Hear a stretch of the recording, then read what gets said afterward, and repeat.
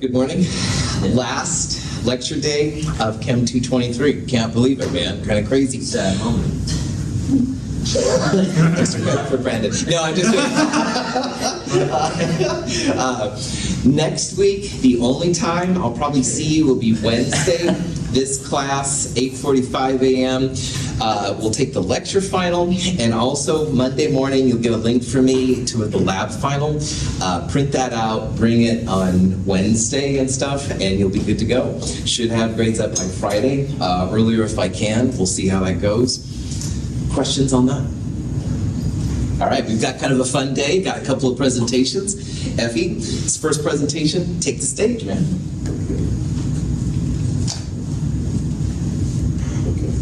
So my name is Effie, and my presentation will be on the dark ages of antibiotics. It's more like a persuasion, but you have to be persuaded.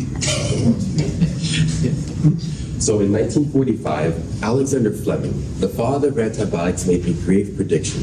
He foretold a time I like to call the dark ages of antibiotics. In contrast to the golden era, where antibiotics were discovered one after the other in the 1900s, this dark age is one where superbugs reign. Superbugs are deadly bacteria that develop high resistance to antibiotics. According to a January 2022 study in The Lancet, a peer-reviewed medical journal, superbugs directly caused 1.27 million deaths in 2019 and assisted in nearly 5 million deaths that same year. The global and national outcry has raised the question, what can we do about this? I'll tell you. The United States government must significantly improve funding for antibiotic research and development. Here we'll look at the lack in antibiotic research and how the neglect has led to the rise of antibiotic-resistant bacteria, and then we'll look at some strategies that the U.S. government can take to address this crisis. Antibiotics, which are medicines that kill bacteria, work hand in hand with other measures like vaccines and antifungals to fight off bacterial infections that pose a threat to human health. With the rise of antibiotic-resistant bacteria, our current protocols are not strong enough to handle this crisis.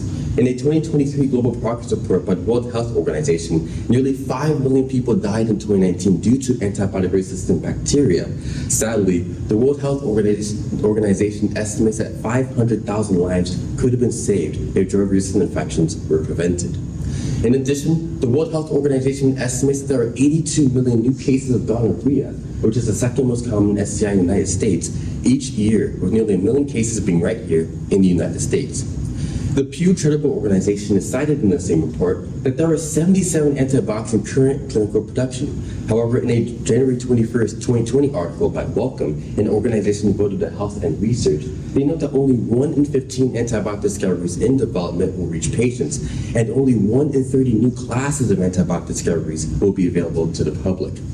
This means that of the 77 antibiotics in current development, only 5 will be available to the public, and only 2 to 3 will be able to attack new classes of deadly bacteria.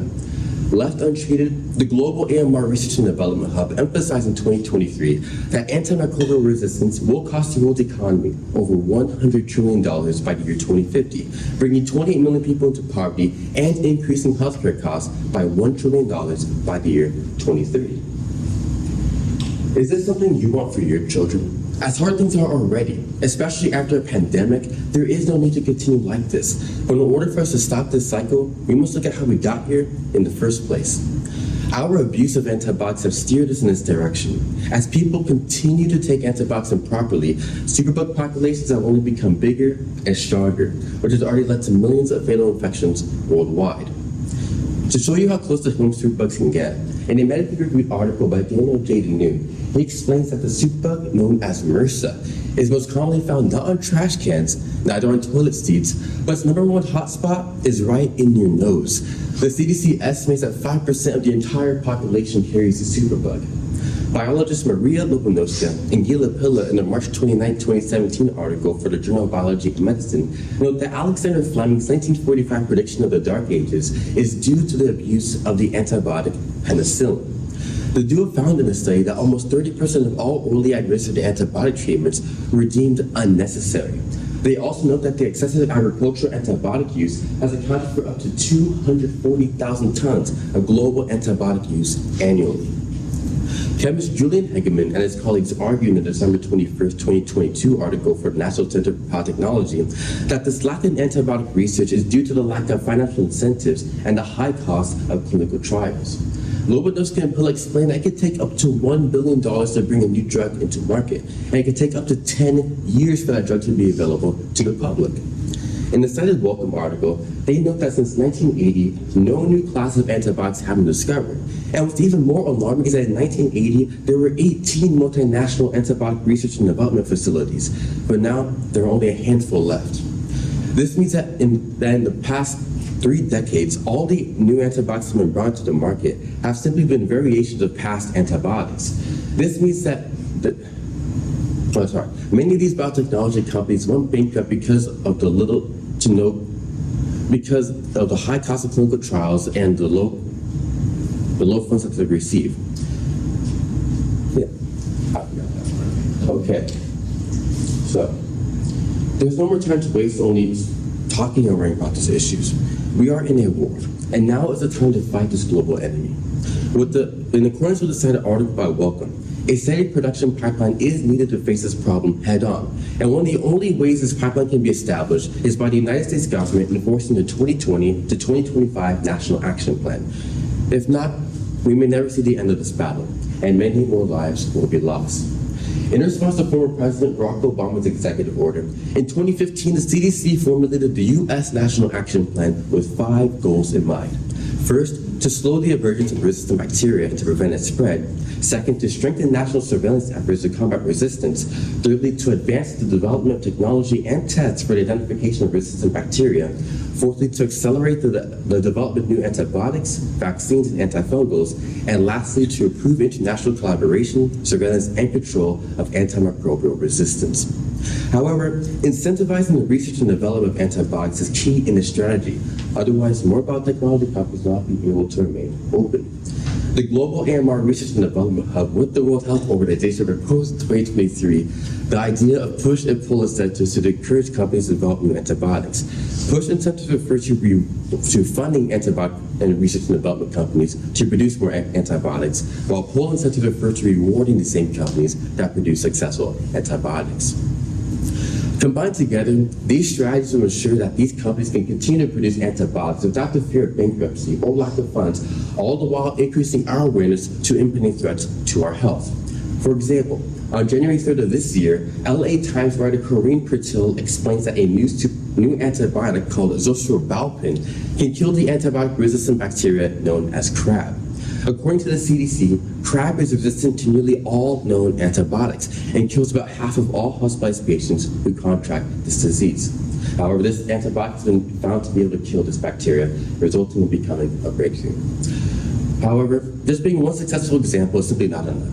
For more breakthroughs like this, we must establish a steady production pipeline now rather than never. Otherwise, more lives will be lost. Without a doubt, this plan will cost us for a little while. But the millions of lives that can be saved certainly outweighs these costs with the potential that these antibiotics have in fighting these diseases. It's not like we have any other choices anyway at this point. Okay. We've already lost so much time, hope, and even people. However, there's still time to make things right, at least for the next generation. And if they're ever going to experience a life where they don't have to worry about superbugs, we must act now. Today, we've gone through our cost and lack in antibiotic research and how the mistakes we made by being complacent got us here, and we have made suggestions to create a strategy to get us out of this crisis before we enter the point of no return and lose this battle against superbugs. Remember, without any action now, in just 26 years, we'll see one of the darkest times for humanity, an age where superbugs reign, killing millions of people a year, destroying our global economy by the trillions, and rendering our current defense of antibiotics useless. For those of us who care about the next generation, advocating for the National Action Plan in the United States of America will be the best thing we can do for them so that they can have a chance at life. Let's not impose the consequences of our mistakes on our children and the generations to follow.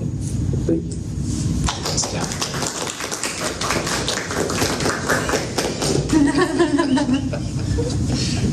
Any questions for him? As I'm person that doesn't eat meat, I feel it's really important to emphasize one of the things that Effie said, is that a lot of meat is given antibiotics, not to kill things, but to make the meat bigger, make the cows grow bigger and stuff, and that seems so sad to me. So just something to think about, not gonna say anything. Yeah. Very cool. Nice job. All right, let's shift over here and we'll see our second one. Yeah, so everything's blacked out. And then when you're ready, plug it into That's all. Go ahead.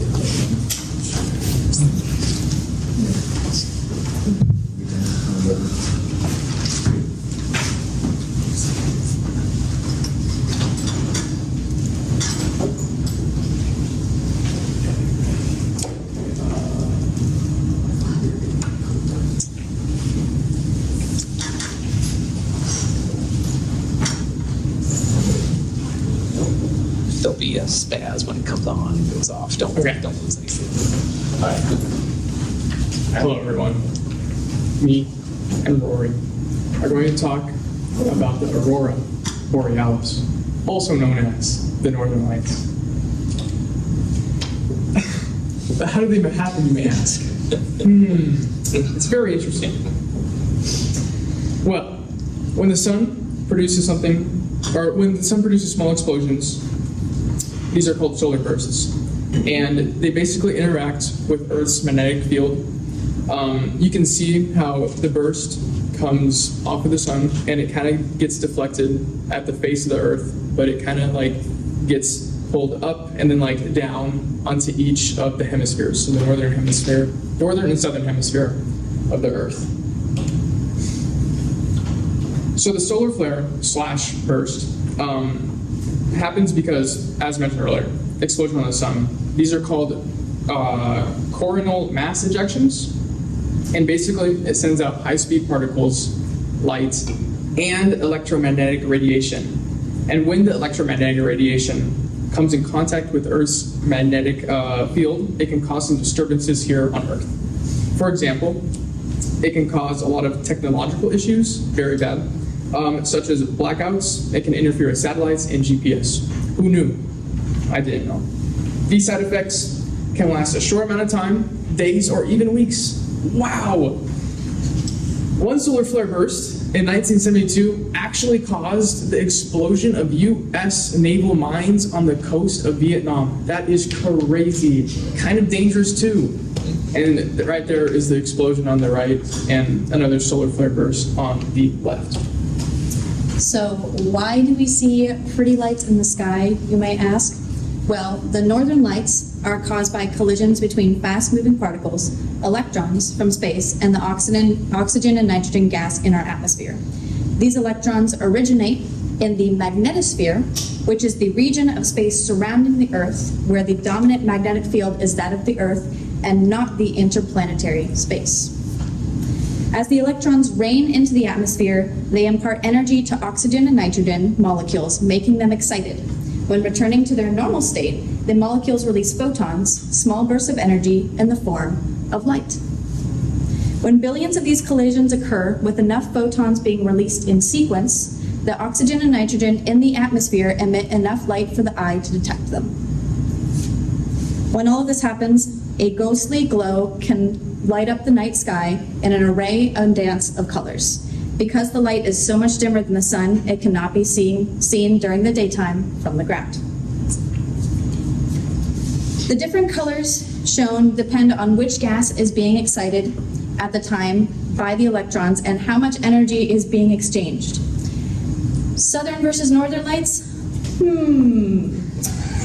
Really the only difference is that one takes place in the southern hemisphere and the other takes place in the northern hemisphere. There's not any difference in what gases are being excited. As you saw in the slide that Luke was talking about, you know, it just disperses once it hits the Earth's atmosphere. It disperses between the top and the bottom of the Earth. There's not much of a difference as far as colors go or anything like that.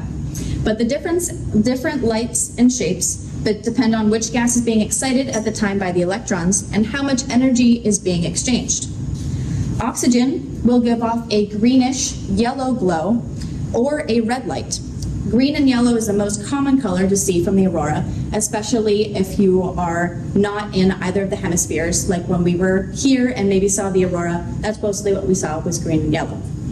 Nitrogen gives off a blue colored light, which is not often seen in places other than near the south or north poles. Ultraviolet light is a purple colored light that can only be captured on camera.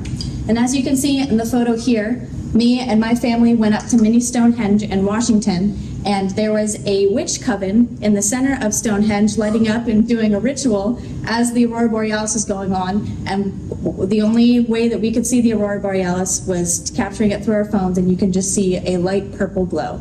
It's pretty cool.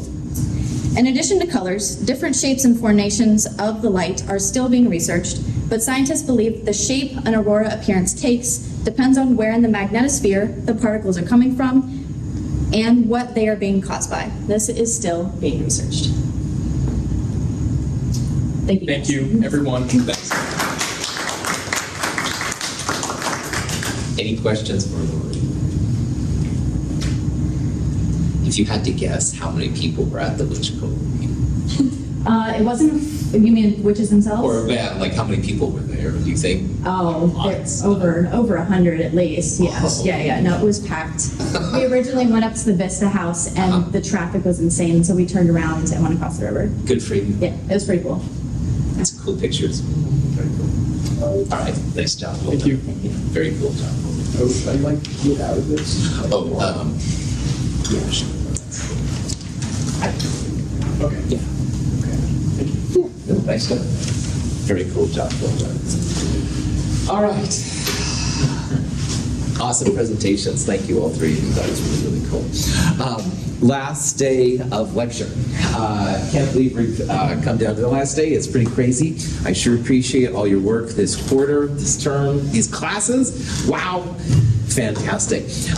What we have left to do. Next week, we're not meeting for labs, we're not meeting for lectures, stuff like that.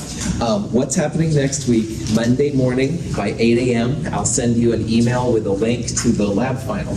And your goal is to print that out, finish it up, bring it with you on Wednesday, and I will see you next week, Wednesday, in this room at 8:45. We'll take the lecture final, you'll turn in your lab final, and you'll be done by 10:45. I should have your grades posted by Friday, maybe before, depends on how the schedule goes, stuff like that. Any questions on anything? I sure appreciate having you all here. It's very, very cool. I'm going to try and get through as many of these problems as I can. There is a complete lecture version of this exam review. It's on YouTube and stuff. I can send you the link if you have it. I sent it to Brendan already, which is cool. I can send it to you as well and stuff if that would be helpful. So I'll go through these. Some of them I'll go slower. Some of them I'll go faster. Let's do it. This is a question where we have some delta H values, and I'd like you to find the enthalpy of the reaction. This is a classic delta H products minus delta H reactants kind of problem. If you would like to go through it real fast, see if you can get the answer. Answer E is not the right answer.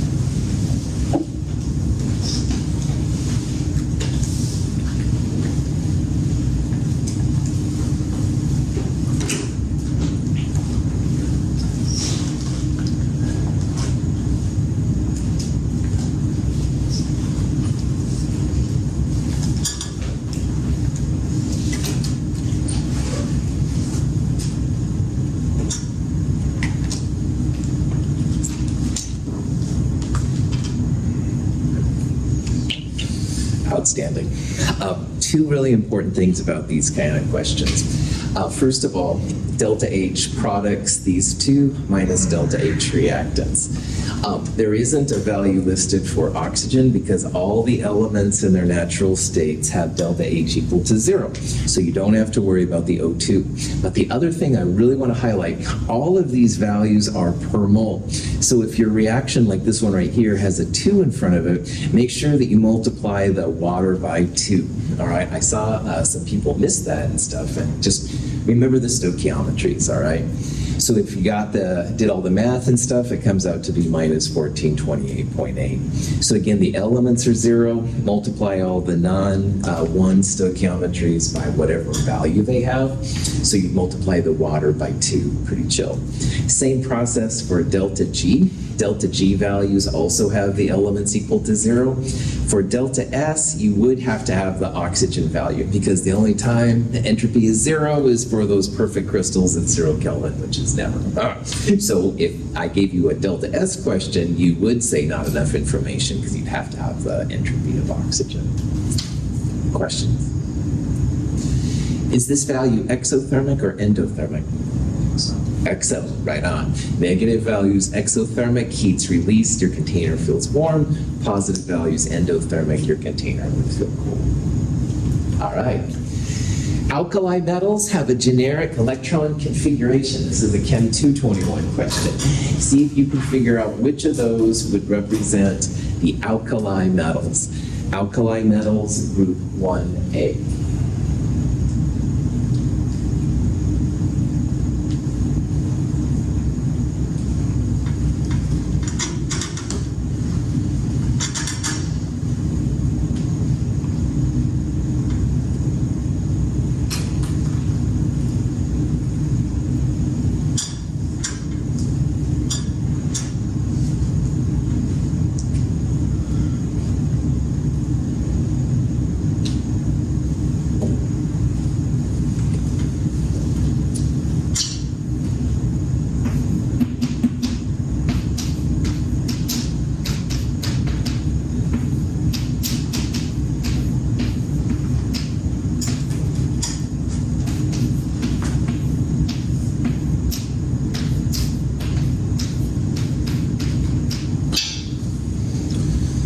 What this question is referring to is what you see after the noble gas configuration, like what are the outermost electrons?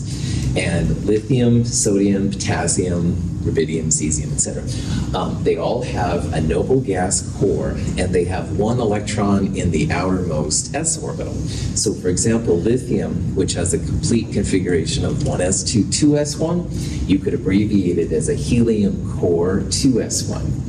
And sodium, which has a total of 11 electrons, would be 1s2, 2s2, 2p6, 3s1. But if you count the first ones as just neon, it would be neon 3s1. So all of these have one electron in the outermost piece right there. That's why they'd say the alkali metals would be the ns1, like the noble gas core, and then whatever the period number is with one electron. Any questions on that? Cool. Here's 4 elements, and the question is which one is the biggest? Which one has the largest radius? This is also a Chem 221 question with the size of the atoms and the ions. See if you can figure out which one would be the biggest.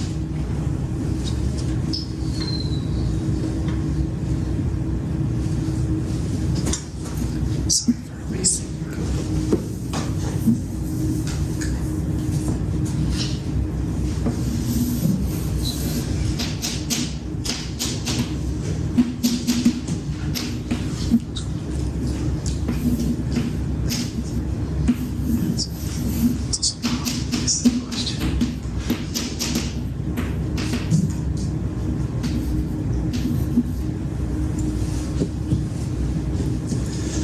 There are 2 types of periodic trends we talked about in Chem 221. One had to do with sizes of atoms and ions, and the other one had to do with ionization energy, electron affinity, or what became more important in Chem 222, electronegativity. For this one right here, size of atoms, ions, Everything gets bigger as you go left and down on the periodic table. So if you look at these elements, carbon is most up and to the right, and then boron is left, aluminum is down. But if you go all the way over then to the side, sodium would be the biggest one. It's a trend, it's not perfect, but if you don't have Google on your phone right in front of you, this is the next best thing to kind of check out. And generally, atoms get bigger as you go left and down. Now, up and to the right is good for electron affinity, how much atoms want electrons. It's good for ionization energy. But even more importantly than anything, electronegativity. And this is what we use to determine what was the central atom in a Lewis structure. The central atom of a Lewis structure is always the atom of lowest electronegativity. So in CCl4, the Cls are on the outside, they're more electronegative, carbon less electronegative in the middle. Questions on that? Yeah. JQ's not actually an element, right? Not going crazy. You are not going crazy. That on the table too. I was like, where is it? All right. That's so new. My prof had really off on this one. I've spent a lot of time in the periodic table. There are no J's or Q's anywhere on the periodic table for permanent names. And so it's a joke on a lot of my slides because I've always hoped that one day there'll be a J or a Q. My apologies if this caused any of you distress. It's my horrible sense of humor that's at play here. If you ever get to name an element, please call it J. Is there a reason why they never use J or Q? Like, is there like I think it's just random. I made a distribution of the first letters of elements, and it was amazing because there's lots of C's and S's and stuff, but nothing at all with J's or Q's, not even the second letters. So anyway, if you ever get to name one, you'd make my day, but you please have better things to do. But anyway, so again, my apologies to all of you for this causing any distress. Champonium? Yeah, Champonium. Yeah. If you see the number 42, let's get this out of the way. 42 is a reference to the Hitchhiker's Guide to the Galaxy. But anyway, I have a weird sense of humor. All right, let's move on so I'm not too embarrassed. All right, so this is electronegativity, super important. I'm just going to give the answer. Left and down, the biggest one here would be nitrogen. All right, this is really important and stuff like that. Or largest electronegativity, I'm sorry, up and to the right. I'm getting all confused here. I'm thinking about JQ. Largest electronegativity means it's more into electrons. Smaller electronegativity means it's less into electrons. Nitrogen is more into electrons than any metal, that's for sure. This is made up, as we talked about. So, all right. Here's one about Lewis structures. One of these is not correct. See if you can figure out which is not a correct Lewis structure.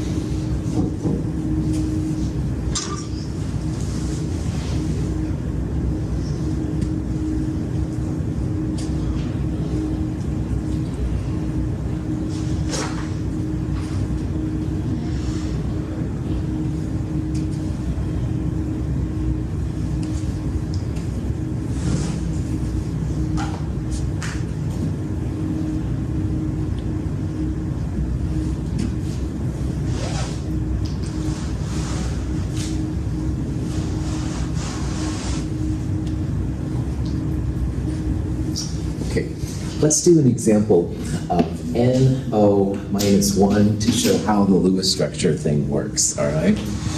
We haven't done this for a while.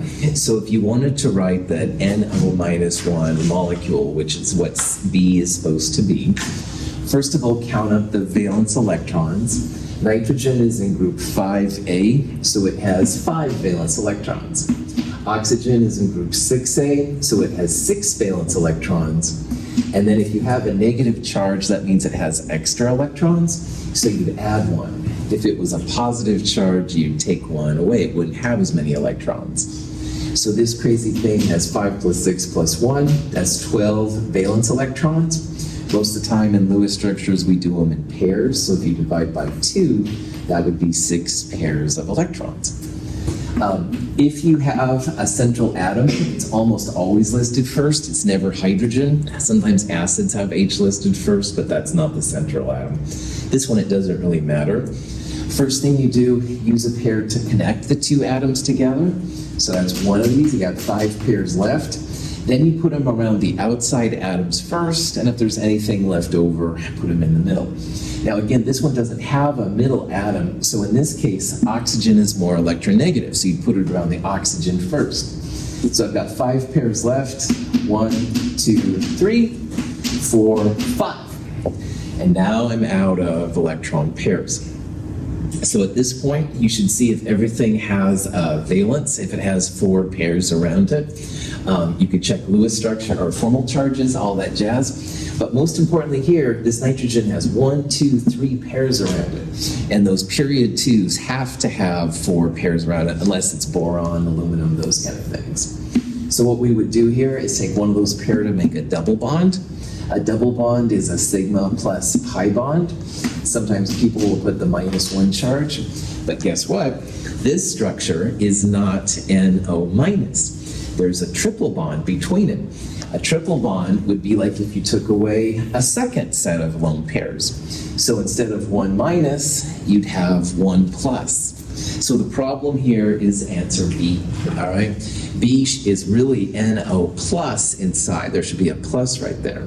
NO minus would be just a double bond across there and stuff. So that's a super fast overview of Lewis structures. Any questions on that? Okay, formal charges. I'm just going to talk about this one. We won't go over it. Formal charges, officially, it's group number minus lone pair electrons minus number of bonds or half the bonding electrons. Either way is fine. This oxygen is group number 6. It has 1, 2, 3, 4 lone pair electrons and 1, 2 bonds. So I would think about this as 6 minus 4 minus 2. It's going to have a formal charge of 0. Anytime oxygen has 2 bonds and 2 lone pairs, formal charge of 0. Notice that this oxygen does not have that. It has 1 bond and 3 pairs. So when you figure out formal charge here, it's 6 minus 6 lone pair electrons, minus 1, it's going to be a -1 charge. Formal charges are really cool to tell where the negative sign goes. All right, so in this structure, we'd say the -1 goes there. And we talked about how it will resonate and stuff like that. Carbon, group 4, no lone pair electrons, but 1, 2, 3, 4 bonds, so it has a formal charge of 0. And hydrogen with a single bond will have a formal charge of 0 too. Any questions on that? Okay, this one's kind of important. It says indicate the values of the angles.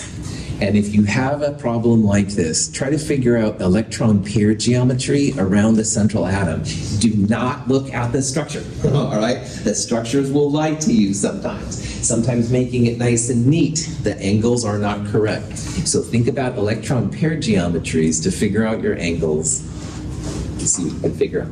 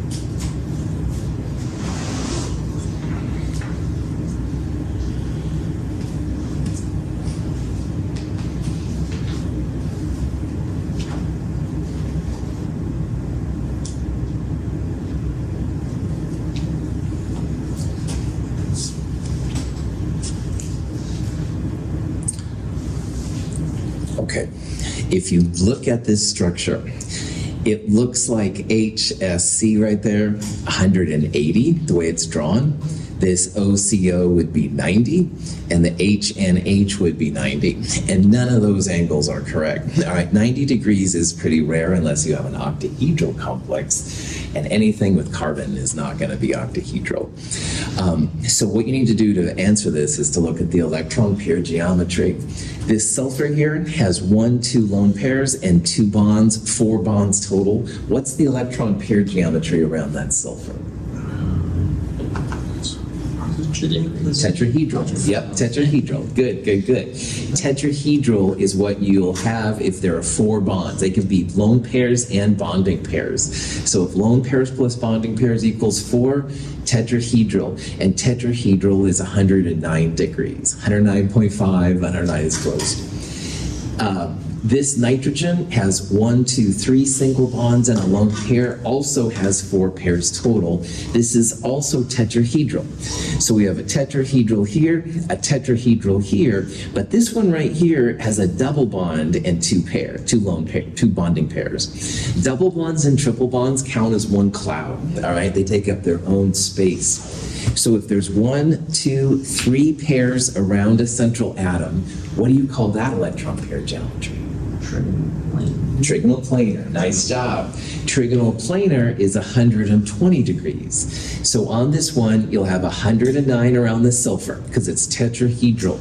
Doesn't look that way. Your drawings will lie to you, fascist chemist, whatever you want to use, but this is tetrahedral. This one right here is trigonal planar, so it's 120 degrees. And this one right here is also tetrahedral, so it'll be 109. Questions on that? Hybridization, anything tetrahedral is sp3, anything trigonal planar sp2, tetrahedral here would be sp3. Okay. Alkenes, if you see a question like that, have CnH2n number of atoms. So if you saw something like that, that would be good. I don't think there are any organic chemistry questions on your final. So I don't think that's a big deal. Sometimes I've added them in, but this time there's not. This one would be an alkane, this would be an alkene. It wouldn't have oxygen in it, that's alcohol. This is kind of a cool question. This is a gas law question. We have a sample of gas. Notice we're not changing the temperature, so ignore that. But we are having a volume and a pressure thing go on here. The pressure is changing, so the answer, try and find out what the new volume will be. You do not have to convert this one to atmospheres or liters because only pressure and volume are connected. So see if you can figure out for this one what the new volume will be.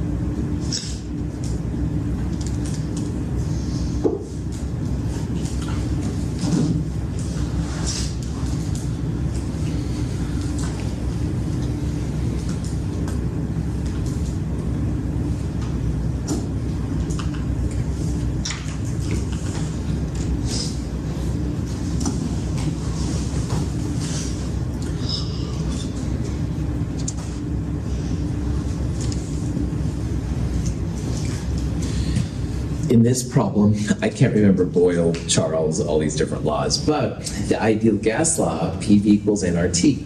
So if you let the things that are changing on one side, so for example, in this one, it's P and V that are changing, nRT aren't changing in this problem. So you can have P1V1, the things that change on one side, and P2V2, the things that change on the other side. Give them a different subscript and you're good to go. So we're looking for a volume. P1V1 over P2 is what I would do. I wouldn't change anything. I wouldn't change millimeters of mercury to atmospheres. I wouldn't change milliliters to liters. You can if you want. But it's the end of the term, so anyway, I would just do it like that, 463. You can also throw temperature in, just make sure that you use Kelvin, all right, that's really important. If you use R, 0.082057 is the gas constant R, I would definitely have that on your note sheet. 8.3145 is the energy R, which you also might see. Questions? Okay. Gas density, if everything else stays the same, the molar mass is proportional to the density. So for a question like this, if you're looking for the greatest density, you want the greatest molar mass. In addition to PV equals nRT, we talked about PM equals DRT, and molar mass M is proportional to density. So of these gases, the biggest molar mass for the periodic table is xenon. That would have the biggest density. Ideal gas law is not very effective when you get to low temperatures and high pressures. And at the end of the gas law thing, we talked about the van der Waals equation, which can be used for these kind of situations. Low temperature and high pressure, the ideal gas law breaks down. So just kind of keep that in the back of your mind.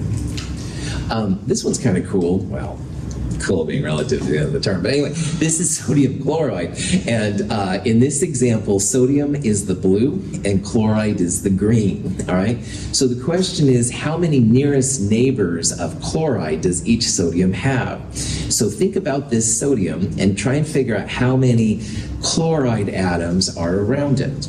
So look at the diagram. Yep, a lot of you are seeing it. Good. So for this one right here, there's 1, 2, back and forward, left and right, up and down. So if you saw a question on nearest answers, you would just look for the number of atoms which are nearby. And there are 6 of them in this particular case. This was the basis of some of the unit cells that we looked at in Chem 222, how to figure out different types of systems. This is a good question. Well, again, good. All right. Anyway, which one has the highest boiling point? All right. This is solution versus pure water. See if you can figure out which one has the highest boiling point.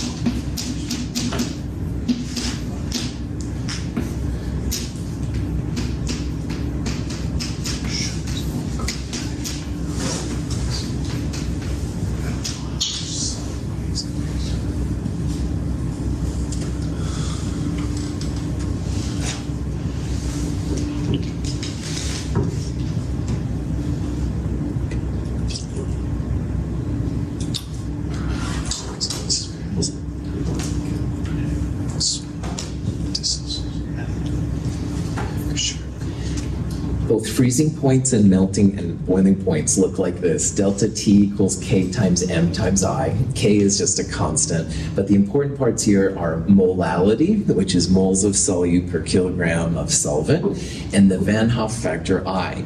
So looking at just these values, all right, the 0.10 molar sodium chloride has a lower molality, so it would have a lower delta T based on just the M. So you might think the sugar was higher because this is a bigger molality. But what a lot of you saw, which is fantastic, ionic compounds dissociate. That's what the Van Hoff factor is. So NaCl breaks into 2 pieces, an Na plus and a Cl minus. So 0.1 times 2 is higher than 0.15 times 1. All the organic pieces have just an I value of 1. Questions on that? Okay. I'm definitely running out of time here, so I'm just going to start buzzing through these a little bit. This is a compound to talk about the molar mass of a compound from a freezing point thing. And we did a freezing point lab in Chem 222. The important thing, honestly, is that at the molality, delta T divided by K, Once you have molality, that's moles per kilogram times the kilograms to get moles. And then grams divided by moles will give you the molar mass. There was a problem like this on the exam prep that we just did, so make sure you know this process, okay? Molar mass, always a positive number, so if you have a negative delta T or a negative K, just make sure your molality is positive. This is a kinetics question. Kinetics is figuring out the speeds of things. And on this question, this weird looking thing, that's the rate, how fast things go. So on a problem like this, what you need to do is figure out the orders with respect to A and B. And for example, what I would do, I'd look for a place where, like, say A changes, but B stays the same. So you're doubling A, and this rate, this thing over here, goes up by 2.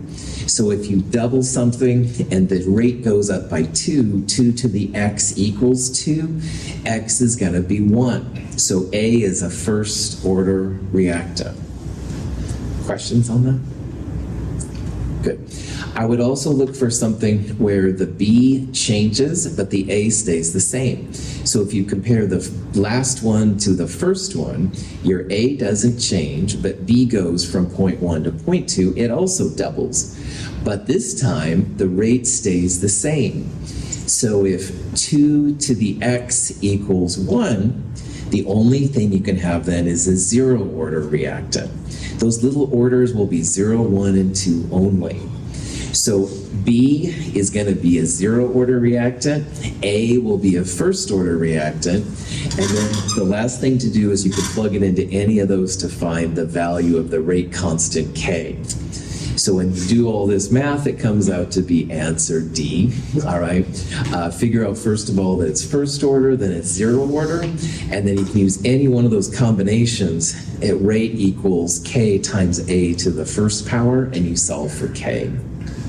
ACDC might be number 1, but it's not the right answer. So. Questions? Okay. Half-life? Oh yeah, I went to half-life. Half-life is the amount of time it takes to go to half the concentration. So 0.02 to 0.01, if you go down there, 654 minutes. That's how you would find it from a graph like that. We also talked about the integrated first order rate law. I'm just going to buzz through this once again. Natural log A over A0 equals minus KT. And along with that, the half-life 0.693 divided by K. So we have the half-life here. That's going to allow us to find K. And once you have K, you can plug it back in here to find the A value. Remember, to get rid of the natural log, you use the anti-natural log, the e to the x button. 0.54 micrograms is what you have. This is a mechanism question. It says which one is a catalyst. Catalysts are something that are used up and recreated at the end of the reaction.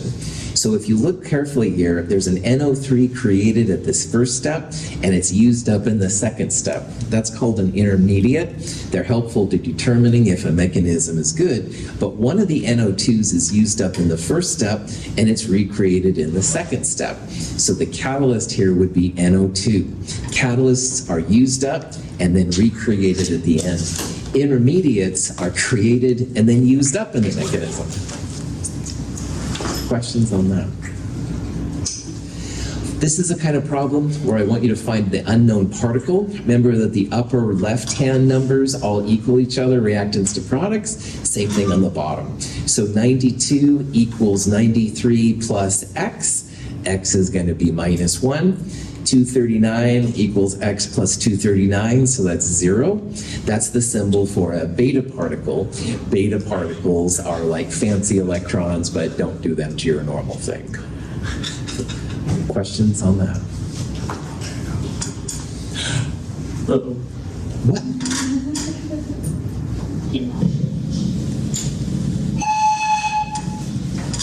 Come. Oh, come where the cyanide silently flow, and the carburetors through the oxides below, where the rays of potassium shine on the hill, and the song of the silicate never is still. Come, oh come,